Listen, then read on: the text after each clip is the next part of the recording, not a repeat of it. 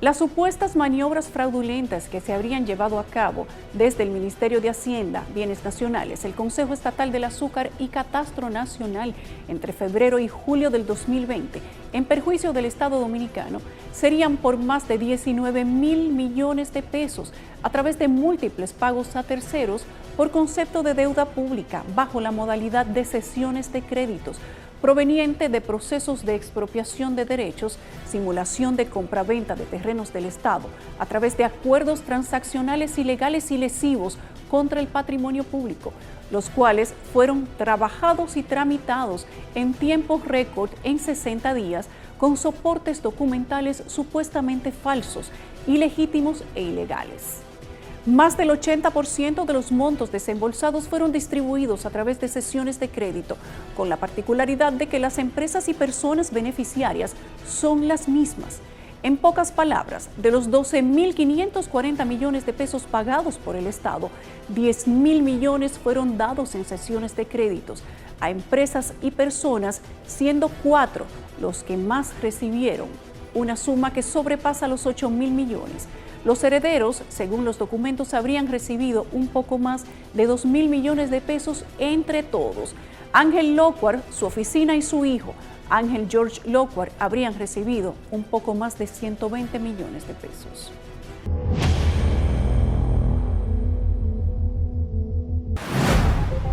Ángel Lockhart y Asociados, su propietario y su hijo Ángel George figuran entre las personas y figuras jurídicas mencionadas en el caso que está en proceso de investigación.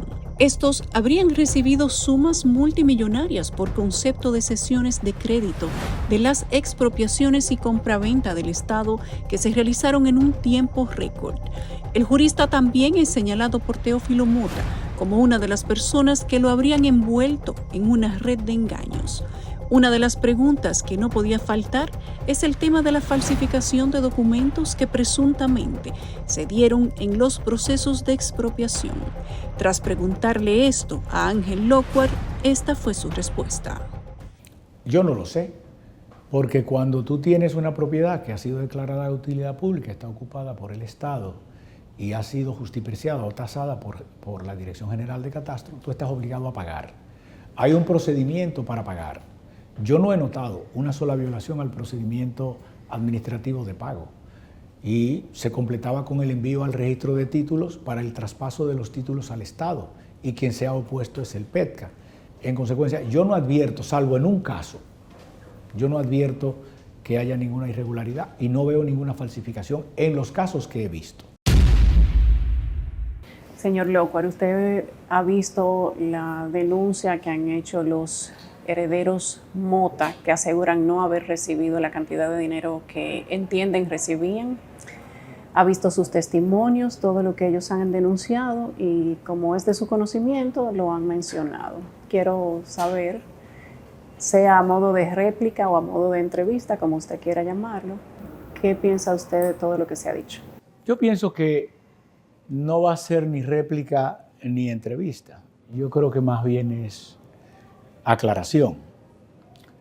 Creo que es errado lo que se ha publicado. La información que te han dado no es correcta. Tú eres periodista, tú no tienes la culpa. Tú sacas al aire lo que te declaran. Y a veces hay mucha confusión en lo que se declara. Por ejemplo, es bueno que sepas que yo no he sido abogado de los Mota. El abogado de los Mota fue el doctor Polanco y es un proceso viejo, del año 2010, 13, 14 y 15. Él hace la determinación de herederos de Jorge Mota y yo entonces no conocía a ningún Mota. Yo conocí a los Mota en el año 2020 para un tema de justiprecio, exclusivamente. Para entonces todos tenían su título, cada uno tenía su título. En ese momento hay creo que 10 o 12 que tienen su título y no tienen ninguna discusión pendiente. Hay otros que han muerto, los titulares, y tienen pendiente determinarse los herederos. En consecuencia, los que llegan a un acuerdo con el Estado para el pago de sus propiedades son creo que 10 o 12. Las denuncias que tú has publicado recoge a muchos que no están en ese acuerdo, que todavía hoy tienen sus títulos y ellos nunca han negociado con el gobierno, nunca han firmado ningún contrato, no están en el informe de la Contraloría. En consecuencia, nadie puede haberlos engañado porque su propiedad no ha sido pagada todavía. De los que sí fueron pagados, yo he visto que tú has recogido las declaraciones contradictorias de alguien que creo que se llama Teófilo. Bueno, Teófilo en tu primera entrevista dijo que no me conocía, y es la verdad, yo no lo conozco. Nunca he hecho trabajos para él. Teófilo designó representante suyo a un pariente que se llama Rómulo Mota. Y es Rómulo Mota quien en su nombre firma el acuerdo con el gobierno y recibe el pago. En consecuencia, quien ha debido entregarle a él la partida que le correspondía es Rómulo Mota. Entiendo que se la entregó. Si no, él tiene que requerirle a Rómulo Mota la partida que le correspondía. Ahora bien, él, Teófilo, era representante de 8 hermanos.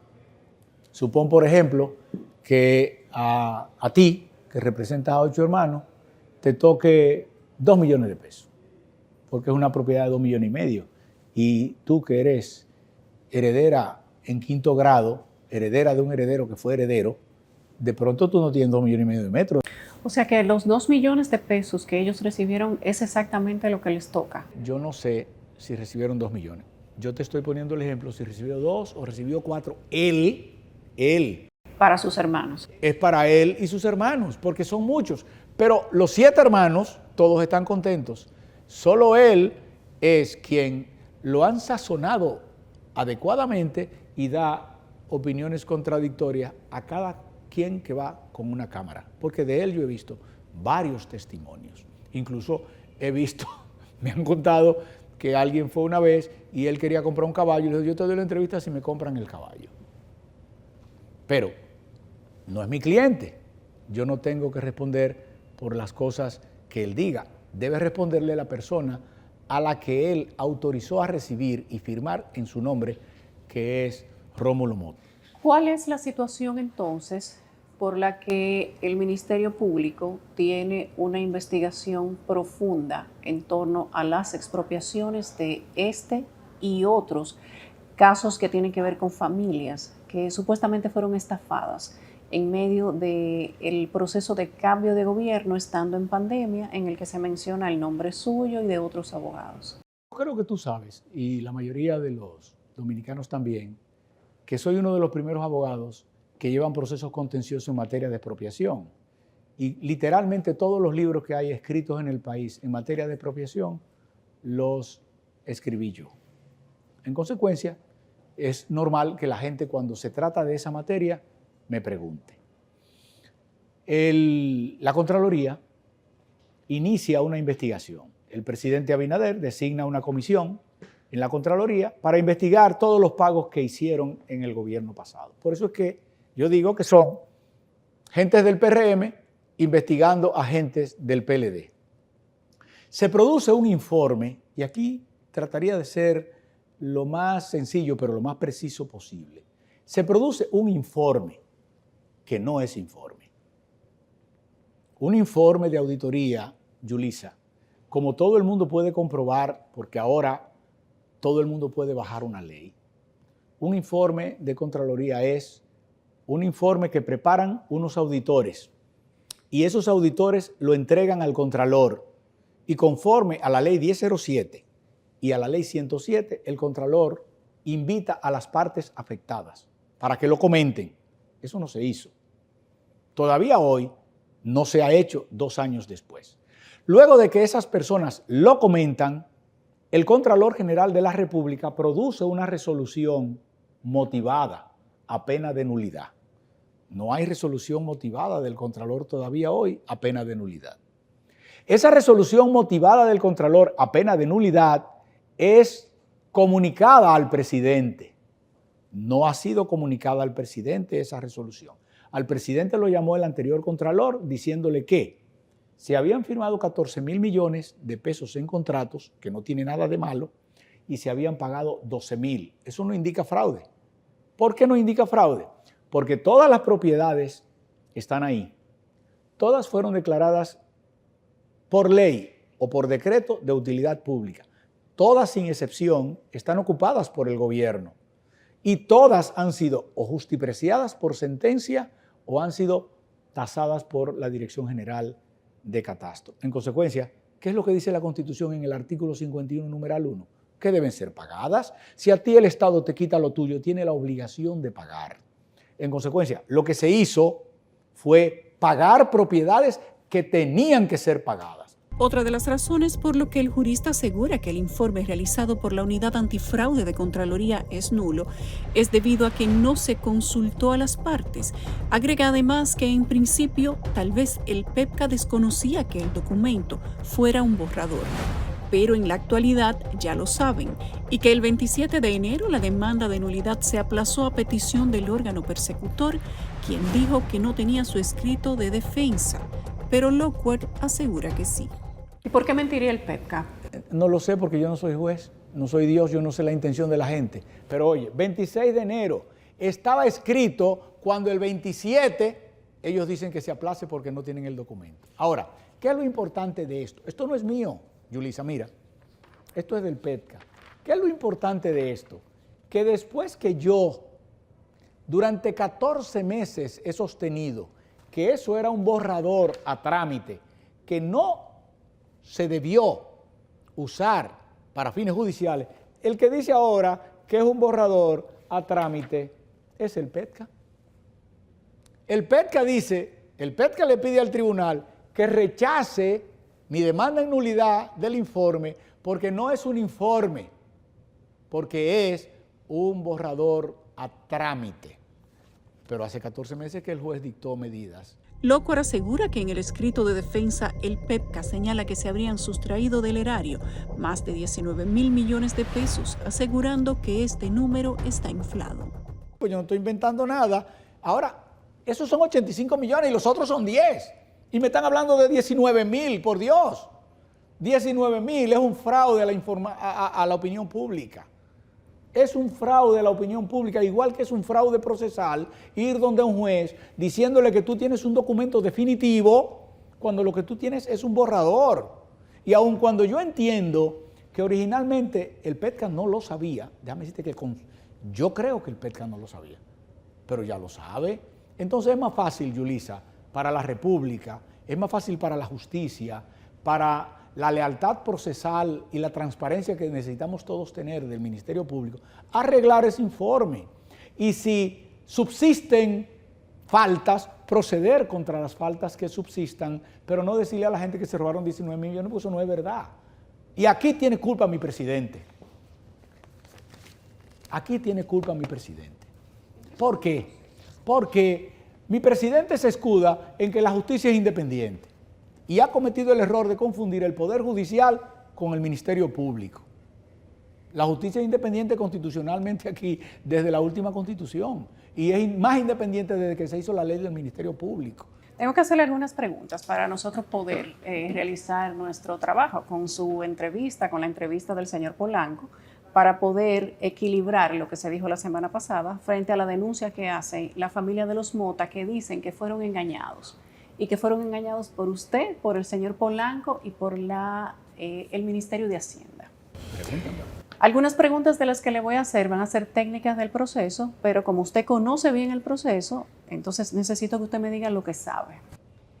¿Por qué de los 12.540 millones que envuelven las operaciones de los 30 libramientos, que es de lo que habla el informe, conocido o no? El informe habla de libramientos y habla de expropiaciones.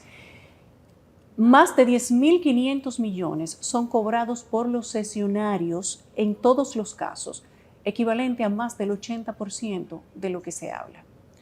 Eso, lo primero que tengo que decirte que eso no es verdad. No es cierto. ¿Por qué? Porque los cesionarios que eran gestores, que hacían diligencias para cobrar, porque a mí, que esto es lo que me duele del PRM, a mí, como yo era enemigo del PLD, no me pagaban. Yo tenía sentencias y no me pagaban. A mis clientes no le pagaban. A mis clientes iban gestores, muchos gestores, y les decían que ellos le podían gestionar el cobro de su dinero, de un dinero que le tocaba, y que si no era a través de ellos, posiblemente no tuvieran la oportunidad de cobrar nunca. ¿Qué es lo que tú crees que hace una persona del campo, de la ciudad pobre, que tiene 50 años esperando el pago? ¿Qué es lo que tú crees que ellos hacen con el abogado? Que vienen y te le meten presión. Mira, Ángel, me van a pagar, pero tengo que contratar a una compañía de gestores. Eso no es ilegal, para que entendamos. La hay ahora. Óyeme, Yulisa, la hay ahora. Peor. Me lo han hecho a mí. ¿Cómo es? Te lo voy a decir ahora, no deje que se me olvide. La hay ahora peor y me lo han hecho a mí, que soy de las personas que más se jodió para que hubiera un cambio. Aguántamelo ahí. Entonces, estos clientes vienen donde ti. Mira, yo estoy desesperado. Tal vez no voy a cobrar nunca. Tengo 60 años esperando el pago. Se murió mi mamá, mi abuelo. Deja que hagan la diligencia, pero la diligencia incluye que tú no participes, porque en el gobierno no quieren saber de ti. Lockward asegura que la comisión más alta que se le paga a los gestores es de un 30 a un 35%. Según el informe, que es el documento que emitió esa comisión de investigación antifraude, se pagó un 80%, quedando pendiente un 20%. Eso es otra cosa. Eso es y además tampoco es proporcional. Oye, no es proporcional. No, oye, ¿por qué? Oye, ¿por qué? Para que te rías. Cuando tú sacas el promedio, dice, se pagó un 80%. No, hay algunas que se pagaron menos del 80% porque hay algunas que se pagaron enteras. Entonces el promedio da 80%, pero tú no lo puedes aplicar a cada caso porque en un caso pueden haber pagado todo y en otro caso pueden haber pagado menos. ¿Por qué? Porque en un caso que estaba todo completo, lo pagaron completo. Y en un caso que faltaba algo, el gobierno siempre lo hacen, y el sector privado también, deja una suma pendiente de pagar hasta que tú completes el expediente. Dice ese informe que los documentos pendientes de entregar eran copia de cédula, certificados de estatus o título o certificado de estatus jurídico, que eran documentos básicos que debieron entregarse al inicio. Ulises, o sea, poniendo en duda la legalidad del proceso. Si eso fuera verdad, que no lo era, yo no conozco un solo caso en que el expediente no estuviera completo. Y yo he analizado ese expediente. Y ojalá Luis mandara mañana al Contralor que se siente con los 3 que hicieron el informe a discutirlo delante de ti aquí. Y te voy a probar que están equivocados. Eso es mentira. Pero si yo estuviera equivocado, entonces ¿por qué César Cedeño, en julio del año pasado, manda a hacer los traspasos al registro de título? Porque tú solo puedes mandar al registro de título expedientes que estén completos. El informe señala que de conformidad con una certificación de catastro, a propósito que usted ha mencionado, Catastro Nacional y Bienes Nacionales, ninguno de los avalúos de cobro de las expropiaciones están registrados o no obedecen a un levantamiento real de campo, lo que indica que no pasaron por catastro y no están registrados en los libros o no están registrados en la Dirección General de Catastro Nacional. Eso es mentira y te voy a probar cómo, te lo voy a probar de la manera más simple. Es que yo tengo de este año, no, del año pasado, yo tengo avalúos en la parcela de Parque del Este, del actual de Mirambó, un informe igualito ratificando los mismos valores. Varios, te lo voy a repetir. Tengo varios informes, tasaciones de catastro, del actual director de catastro, Mirambó, tasando en la misma forma, con el mismo formulario y con los mismos valores. De manera que eso es mentira. Esos auditores hicieron un trabajo pésimo. No sabían nada de eso.